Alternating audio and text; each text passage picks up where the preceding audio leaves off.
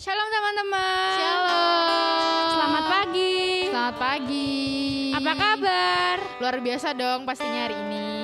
Gimana nih, ada sukacita nggak pada pagi hari ini? Pastinya ada dong. Kan kita pada pagi hari ini mau memuji dan memuliakan nama Tuhan. Oh iya benar. Oh ya, selamat ya buat kalian untuk yang kelas 9 dan kelas 12 yang udah kelulusan sekolah. Selamat juga buat kalian yang udah pada naik kelas. Walaupun kita lulus masih kondisi seperti ini, tetapi kita harus selalu bersyukur karena kasih Tuhan itu tidak berkesudahan. Mari sebelum kita memulai ibadah pada pagi hari ini, kita bersatu dalam doa. Tuhan, selamat pagi Bapa, selamat pagi Roh Kudus. Terima kasih Tuhan atas kesehatan yang Kau berikan Tuhan, atas kasih karunia-Mu, atas kehidupan kami Tuhan, atas berkat-Mu dalam kehidupan kami Tuhan. Terima kasih Tuhan, pada pagi hari ini Engkau membolehkan kami untuk memuji dan memuliakan nama-Mu Tuhan. Berkatilah pujian-pujian yang akan kami bawakan Tuhan agar dapat menyenangkan hati-Mu Tuhan. Berkati Tuhan pujian pada pagi hari ini dari awal pertengahan hingga akhirnya Tuhan. Terima kasih Tuhan, dalam nama Tuhan Yesus, haleluya, amin. Mari kita angkat satu pujian yang berikut ini.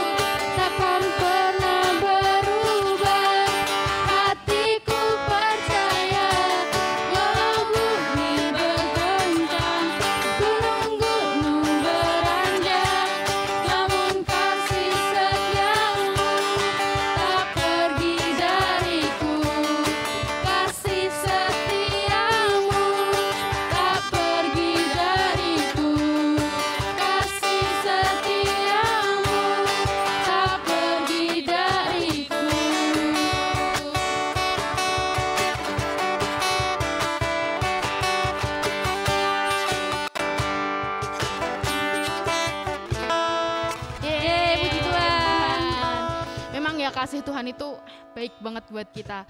Pasti di antara kalian semuanya pernah gak sih ngerasain kayak kasih kita tuh di antara teman kita, keluarga kita, pasti kalian merasa tidak utuh. Tapi kalian tahu nggak, ada satu sosok yang kasihnya tuh tiada duanya buat kita. Siapa itu, Nat? Siapa lagi kalau bukan Tuhan Yesus? Yuk kita nyanyikan pujian ini sebelum kita mendengarkan sebagian dari firman Tuhan.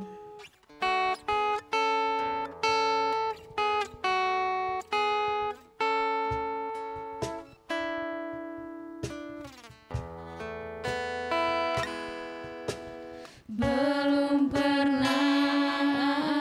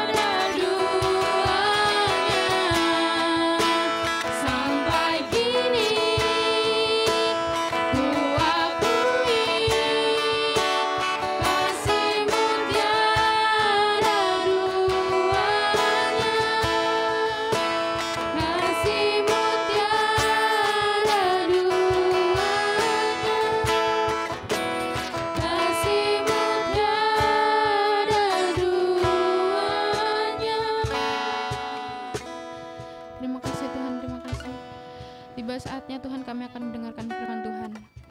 Mari kita bersatu dalam doa. Terima kasih Tuhan Yesus, Engkau telah memberkati pujian-pujian pada pagi hari ini Tuhan. Dan sebentar lagi kita akan mendengarkan sebagian dari firman Tuhan. Dan berkati Natal Surani Tuhan, yang akan menyampaikan firman-Mu Tuhan, agar firman ini dapat menjadi rema dalam kehidupan kita Tuhan. Dalam nama Tuhan Yesus, haleluya, amin.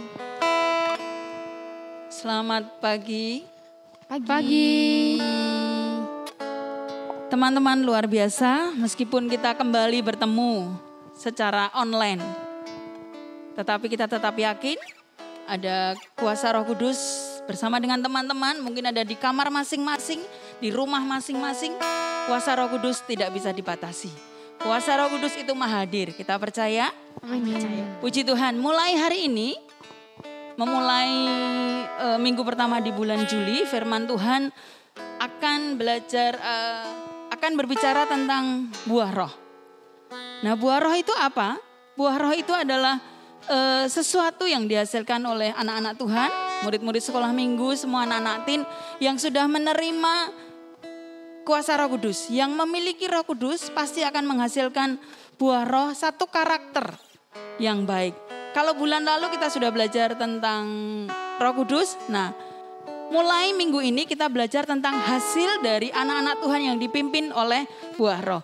Buah roh itu apa saja? Kita baca ayat pertama yang ada di dalam Galatia 5 ayat 22 sampai 23. Galatia 5 ayat 22 Teman yang di sini bisa bersama-sama membaca. 3, 2, 1. Tetapi buah roh ialah kasih, sukacita, damai sejahtera, kesabaran, kemurahan, kebaikan, kesetiaan, kelemah lembutan, penguasaan diri. Tidak ada hukum yang menentang hal-hal itu. Amin. Di dalam Galatia 5 ayat 22-23 itu ada 9 buah roh. Dan minggu ini kita akan belajar yang pertama yaitu tentang kasih. 5 huruf yang sering kita ucapkan. Tante yakin kalian memiliki. Tante yakin Mas Niko, Mas Galvani juga memiliki 5 huruf itu yaitu kasih. Kasih itu apa? Sumbernya dari mana? Bagaimana tentang kasih? Kita mulai minggu ini ya. Ayat masnya kita baca dulu. Ayat hafalannya ada di dalam Efesus 5 ayat yang kedua. Coba bersama-sama kita baca lagi karena ini ayat hafalan. Kita baca bersama-sama lagi. Efesus 5 ayat yang kedua. 3, 2, 1. Dan hiduplah di dalam kasih, sebagaimana Kristus Yesus juga telah mengasihi kamu dan telah menyerahkan dirinya untuk kita sebagai persembahan dan korban yang harum bagi Allah. Kita ambil intinya yang pertama, meskipun satu ayat ini penting semua, tetapi kita fokus kepada kalimat yang pertama. Hiduplah di dalam kasih. Hiduplah di dalam kasih. Nah sekarang masalahnya adalah kasih yang seperti apa yang harus kita miliki. Kita mengenal ada kasih storge, yaitu kasih dalam keluarga. Kemudian ada kasih filia, itu kasih antara Nadia dan Aurel, antara Galvani dan kita semua, itu kasih pertemanan. Kemudian ada lagi kasih eros. Kasih eros ini biasanya terjadi pada lawan jenis. Meskipun akhir-akhir ini ada yang sesama jenis ya. Tapi itu tetap disebut kasih eros. Jadi kasih eros ini adalah kasih asmara yang menyertakan juga dengan nafsu seksual. Dan yang terakhir ini yang akan kita pelajari adalah kasih agape. Kasih agape itu seperti apa? Kasih yang seperti Tuhan berikan. Kalau tadi kita menyanyikan satu lagu, kasih Tuhan tiada duanya. Tante Suryani jadi merinding. Belum pernah ada dan tidak pernah ada kasih yang seperti Tuhan. Itulah kasih agape. Tapi mana bisa Tante saya memiliki kasih agape? Kita akan belajar. Kasih agape yang dimaksudkan oleh Tuhan di sini yang akan kita pelajari pagi ini adalah kasih yang tidak memandang bulu. Bahkan di dalam perjanjian baru Matius menyebutkan kasihilah siapa? Selain sesamamu, musuhmu yang lebih frontal. Ada di sini yang merasa tidak punya musuh. Kita nggak merasa punya musuh tetapi kita dimusuhi. Tetapi kita pun tetap harus mengasihi itu. Dan kita akan melihat kasih seperti Tuhan Yesus yaitu kasih agape itu harus kita miliki. Meskipun itu tidak mudah. Tetapi bisa kita lakukan. Dengan tanpa membeda-bedakan teman kita. Baik itu agamanya, sukunya, sosialnya, statusnya. Kita tidak perlu membedakan mereka tetapi kita harus memiliki kasih seperti itu. Seperti yang tertulis Tuhan Yesus mencontohkan.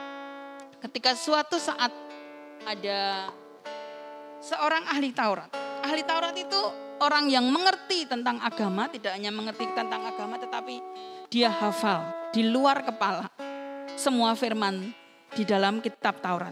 Itu terbukti dalam Lukas, kita akan baca Lukas 10 ayat 25 sampai 37, kita tidak baca semua, kita cukup baca ayat 25 sampai 28. Lukas pasal yang ke-10.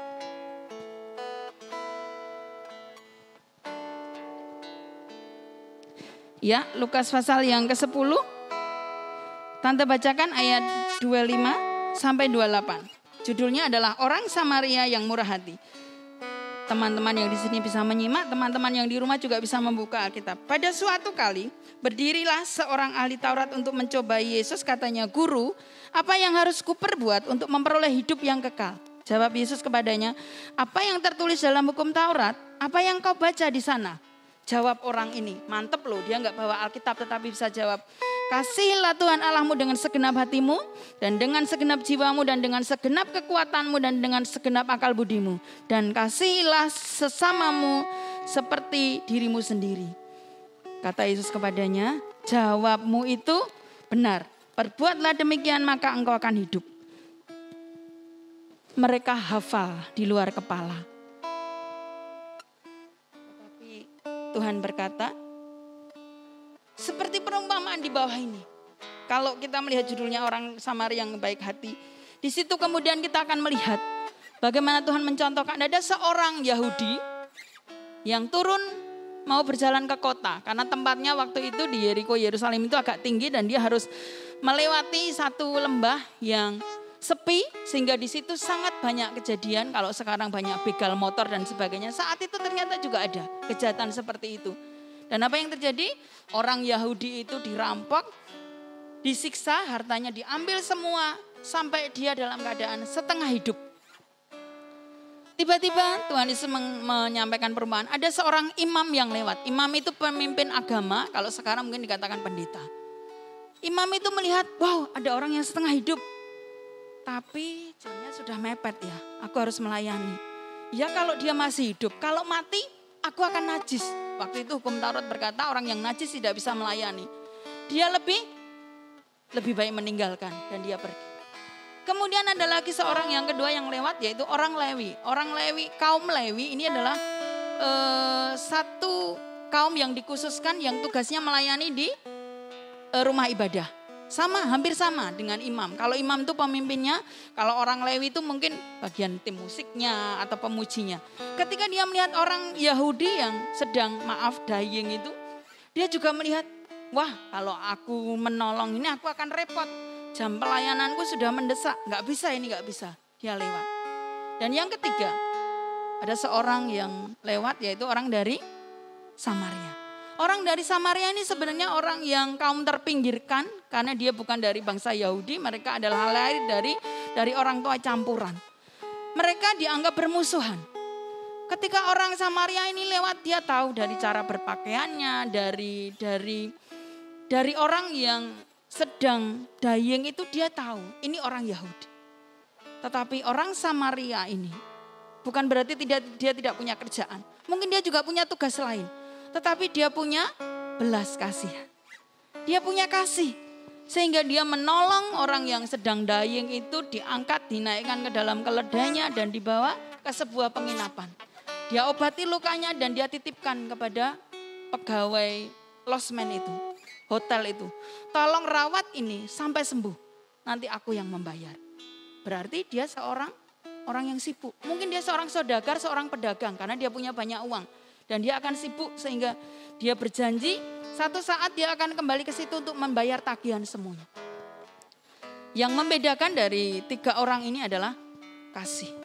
Kasihilah sesamamu seperti dirimu sendiri. Tidak mungkin seseorang itu hanya mengasihi bagian mukanya saja. Dibelikan skincare yang super mehong. Tetapi tangannya dibiarkan kotor, kukunya panjang-panjang, hitam-hitam, kakinya dibiarkan kotor, bersisik dan sebagainya. Tidak mungkin. Mengasihi diri sendiri itu adalah mengasihi seluruh tubuh kita. Enggak mungkin kaki kita sakit terus kita cuek. Masa karepmu sakit kakiku ya wis aku pokoknya mau tidur. Bisa enggak ketika kaki sakit tidur? Ketika gigi sakit, biarin gigiku sakit aku mau tidur. Bisakah? Enggak bisa. Mengasihi diri sendiri itu artinya mengasihi semuanya. Tanpa memandang bulu letaknya di atas, di bawah, di dalam, di luar. Demikian juga kasih agape. Kita dituntut untuk mengasihi orang lain. Yang mungkin omongannya enggak enak, sengak. Tetapi kita harus mengasihi. Dia membunuh karakterku dengan memfitnah. Kita harus mengasihi. Susah apa susah? Susah. Tetapi dengan sekali lagi tunjukkan bahwa kita dipimpin Roh Kudus. Kita mampu menghasilkan buah. Yaitu yang pertama buah kasih. Nah bagaimana supaya kasih itu selalu ready stock? Kasih itu kan dibagi. Kalau Aurel punya kue, punya puding deh. Karena maminya sering bikin. Punya puding 1 loyang. Dibagi-bagikan bisa habis enggak? Bisa. Kira-kira kasih bisa habis enggak Nadia? Bisa ya. Bisa. Buktinya apa? Ada pertengkaran antara saudara. Karena stok kasihnya habis. Ada pertengkaran antara papa mama orang tua. Artinya apa? Stok kasihnya habis. Ada pertengkaran antara teman-teman di sekolah. Antara kampung A dengan kampung B. Itu karena stok kasihnya habis. Nah sekarang supaya kasih kita ready stock. Bagaimana caranya? cari sumbernya. Kalau pudingnya Aurel habis, dia bisa bilang sama mamanya, bikinin lagi dong ma. Mamanya akan lihat stok bahannya, oh masih ada, bikin lagi. Bagaimana supaya kasih kita tetap ready stock? Bergantung kepada sumber kasih. Sumber kasih kita adalah siapa? Tuhan Yesus. Tuhan Yesus. Ayatnya ada di dalam 2 Korintus 13 ayat 11 supaya kita tidak salah. Kita punya sumber kasih yang luar biasa. Sumber kasih yang ajaib. 2 Korintus 13 ayat yang 11. Nadia bisa bacakan? 2 Korintus 13 ayat yang ke-11. 2 Korintus 13 ayat yang ke-11. 2 Korintus 13 ayat 11. Akhirnya saudara-saudaraku, bersukacitalah, usahakanlah dirimu supaya sempurna. Terimalah segala nasihatku. Sehati sepikirlah kamu dan hiduplah dalam damai sejahtera. Maka Allah sumber kasih dan damai sejahtera akan menyertai kamu. Amin. Siapa sumber kasih? Allah. Allah. Kalau Aurel dekat dengan mamanya, dia bisa minta puding lagi. Harus dekat.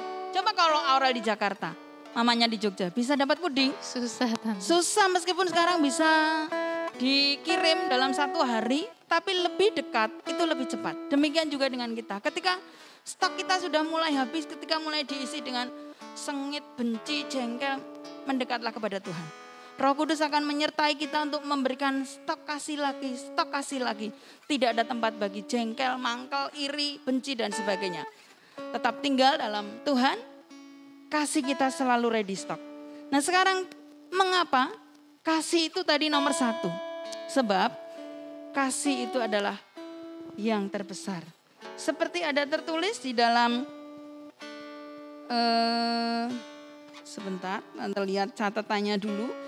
Bahwa kasih itu adalah yang terbesar. Selain iman dan pengharapan, kasih itu yang terbesar. Karena apa? Kasih itu sangat penting. Tidak ada kasih, hubungan manusia akan hancur. Hubungan orang tua, hubungan antar teman, hubungan pasutri, keluarga bisa hancur, gereja bisa hancur, kantor bisa hancur, sekolah bisa hancur kalau tidak ada kasih. Coba kalau seisi kelas saling menfitnah, kira-kira akur enggak? Enggak. Akan hancur. Jadi kasih itu yang terbesar. Kasih itu penting, bukan berarti buah roh yang lain tidak penting. Penting. Tetapi kasih itu nomor 1. Itu ternyata aja tujuannya. Kasih itu menutup kesalahan. Kasih itu menutup dosa orang lain. Kalau ada pengampunan itu artinya kasih itu menutup kesalahan. Dan mengapa itu sangat penting? Kalau kita lihat tadi kilas baliknya di dalam Lukas 10 ayat 25. Si ahli Taurat itu bertanya, Tuhan, apa yang harus kuperbuat supaya aku memperoleh hidup yang kekal? Pertanyaannya seperti itu, untuk memperoleh hidup yang kekal. Tetapi Tuhan menjawab, kasihilah Tuhan Allahmu dan kasihilah sesamamu. Untuk memperoleh hidup yang kekal itu ternyata kuncinya kasih. Jadi kenapa kasih itu penting? Kenapa kasih itu nomor 1? Hubungannya ternyata kepada kekekalan. Kira-kira ketika orang menyimpan kebencian, ada tempat enggak di kekekalan? Enggak ada. Kira-kira ketika orang itu tidak mengasihi orang tuanya, tidak mengasihi anaknya, tidak mengasihi saudaranya, ada tempat enggak di kekekalan? Tidak ada.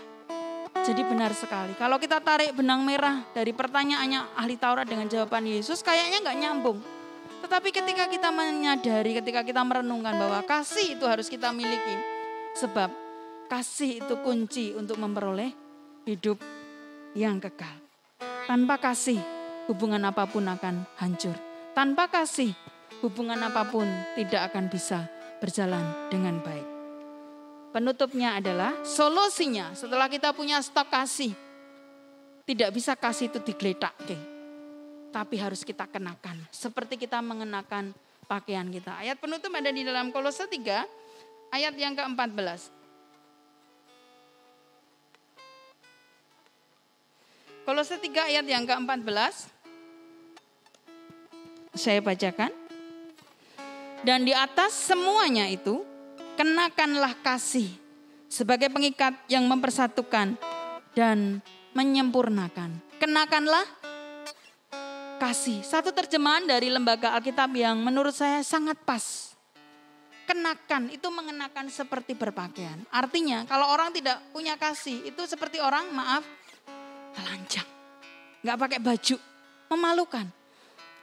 Karena kata-kata ini mengenakan, kenakanlah kasih. Kasih harus kita pakai, harus kita kenakan seperti kita berpakaian. Artinya setiap hari, setiap saat. Kita tidak mengenakan pakaian ketika hanya di kamar mandi. Tetapi ketika kita bergaul dengan sesama, ketika kita bergaul sesama harus mengenakan kasih. Tante Suryani pernah bertemu dengan seseorang tokoh gereja. Ketika sedang menghadapi dalam organisasi, dia bercerita dengan menggebu-gebu, harus begini, harus begitu, harus begini. Tante Suryani madeg. Karena tokoh agama ini tidak mencerminkan dia memiliki kasih. Waktu itu dengan sedikit memberanikan diri Tante Suryani berkata, "Om, kalau seperti itu di mana kasihnya?" Apa jawabannya? Beda. Kasih itu ya kasih, ini ya organisasi ya organisasi. Tante Suryani langsung merubah raut muka, sedih. Tokoh agama Kristen ketika menghadapi masalah dalam organisasi mengatakan, kasih ya kasih, organisasi ya organisasi. Apa bedanya dengan organisasi di dunia? Padahal firman ini mengatakan kenakan kasih di mana? Setiap waktu. Setiap waktu, dimanapun kita berada. Mau bermasalah, mau tidak bermasalah, ketika kita mengenakan kasih, Tuhan akan memberikan pencerahan. Semua akan selesai. Mungkin tidak dalam waktu itu, tetapi paling tidak ada keributan, tidak ada pertengkaran. Karena ada 5 huruf tadi adalah kasih. Kiranya kasih kemurahan Roh Kudus menyertai kita semua. Memberikan kita ready stock kasih yang setiap saat. Dan jangan digeledak. Kenakan dimanapun kita bergaul. Amin. Amin. Kita akan menyanyikan satu lagu. Selidiki aku Tuhan. Lihat hati kami. Apakah kami mengasihi Tuhan, mengasihi sesama kami. Teman-teman yang di rumah silakan menyanyikan dengan sungguh-sungguh. Berdoa merenungkan. Apakah stok kasihku sudah habis? Mendekatlah kepada sumber kasih.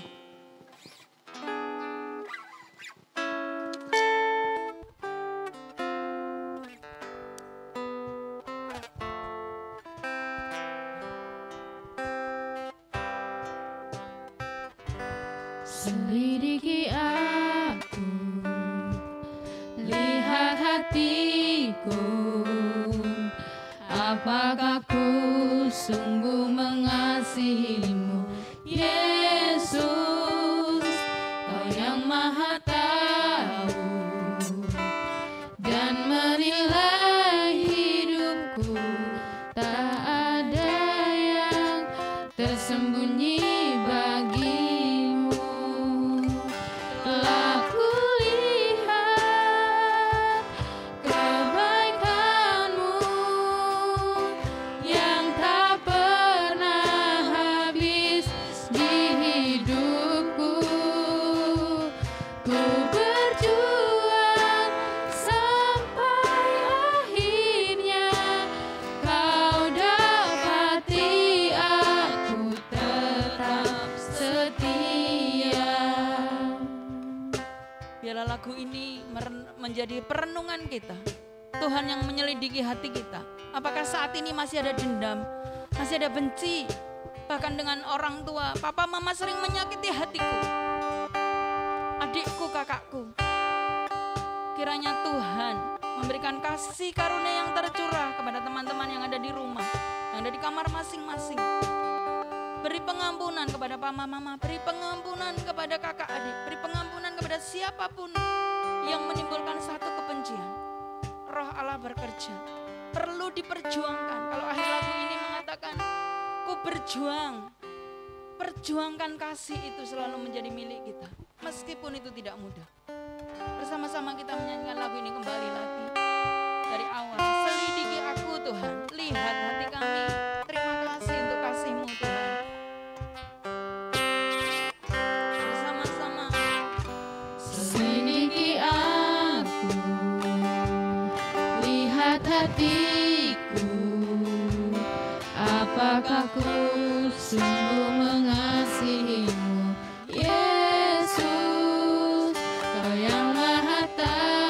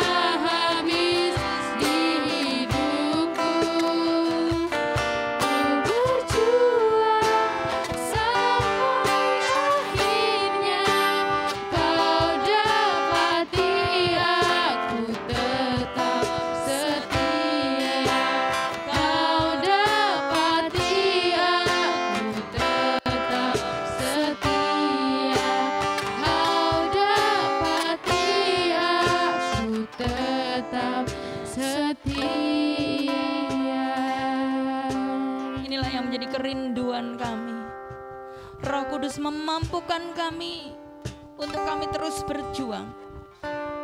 Kesetiaan kami Tuhan menjadi milik kami sampai akhir hidup kami. Karena Engkau Yesus yang menguatkan kami, Roh Kudus yang menguatkan kami. Kasih-Mu tinggal terus dalam hidup kami anak-anak-Mu Tuhan, pelayan-Mu. Sehingga dengan kasih yang melimpah itu kami bisa mengasihi Engkau Tuhan, bisa mengasihi sesama kami. Seperti firman-Mu pagi hari ini. Terus Tuhan bersama dengan kami perlu kasih-Mu. Terima kasih untuk acara hari ini. Kami sudah memuji, kami sudah mendengarkan Engkau Tuhan, firman-Mu. Berkaryalah Roh Kudus kepada setiap kami pelayan-Mu, kepada anak-anak, kepada teman-teman kami yang ada di rumah masing-masing, di kamar masing-masing. Di hari-hari yang penuh tantangan bagi kami. Ketika kasus COVID melonjak, bertambah, meningkat di mana-mana Tuhan, kami hanya perlu Engkau, belas kasihan-Mu atas kota kami, atas bumi ini. Tidak ada yang mustahil bagi Tuhan. Tidak ada yang mustahil bagi kami orang percaya. Terima kasih Allah kami. Kami naikkan ucapan syukur dan doa kami di dalam nama Tuhan Yesus Kristus, Allah yang penuh kasih. Haleluya. Amin. Sampai ketemu teman-teman. Tuhan memberkati.